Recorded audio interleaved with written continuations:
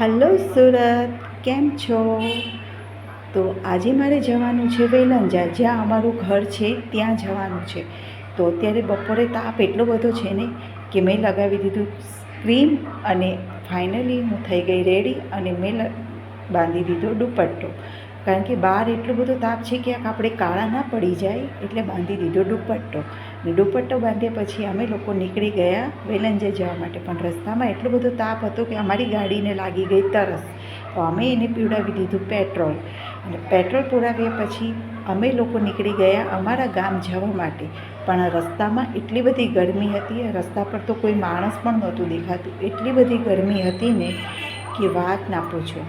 અને અમને પણ લાગી ગઈ તરસ, તો અમે પણ પી લીધો શેરડીનો રસ. શેરડીનો રસ પીધા પછી અમે ગયા અમારા ગામડે. અને ત્યાં ગયા પછી અમારે આપવાનો હતો મત.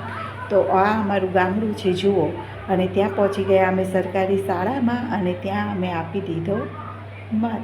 અને મત આપ્યા પછી અમે લોકો અમારા ઘરે ગયા. તો તમને આ વિડીયો કેવો લાગ્યો તો લાઈક, શેર અને કમેન્ટ જરૂર કરજો. Tata, bye bye.